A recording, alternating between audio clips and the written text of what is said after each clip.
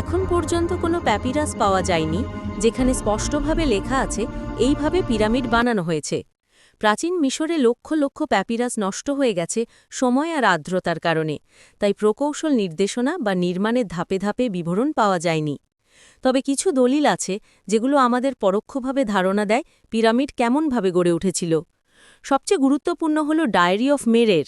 এটি এক ধরনের সরকারি রেকর্ড যেখানে মেরের নামে এক কর্মকর্তা লিখেছিলেন কিভাবে তিনি তুরা নামে খনি থেকে সাদা চুনাপাথরের ব্লক নদীপথে গিজা পর্যন্ত নিয়ে যেতেন। এই পাথরগুলোই ছিল খুপুর পিরামিডের বাইরের আবরণে ব্যবহৃত কেসিং স্টোন, অর্থাৎ পিরামিডের মূল স্থাপত্য নয়, কিন্তু তার জন্য প্রয়োজনীয় পাথর সরবরাহের পুরো প্রক্রিয়াটা এই ডায়েরিতে পাওয়া যায়।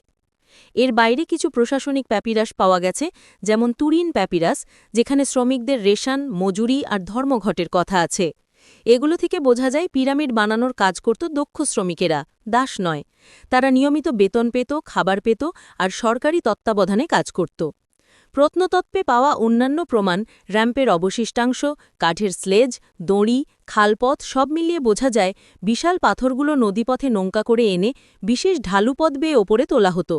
সব মিলিয়ে বলা যায় কোনো প্যাপিরাসে পিরামিডের নির্মাণ পদ্ধতি সরাসরি লেখা নেই, কিন্তু ডায়েরি অফ মেরের ও অন্যান্য রেকর্ডে টুকরো মিলিয়ে বিজ্ঞানীরা আজ যে ধারণা গড়ে তুলেছেন সেটিই বর্তমানে সবচেয়ে বিশ্বস্তযোগ্য ব্যাখ্যা, যেখানে পরিকল্পনা, প্রশাসন, নৌ পরিবহন আর মানবশক্তি মিলেই তৈরি হয়েছিল মানব সভ্যতার সেই বিস্ময় গিজার মহাপিরামিড।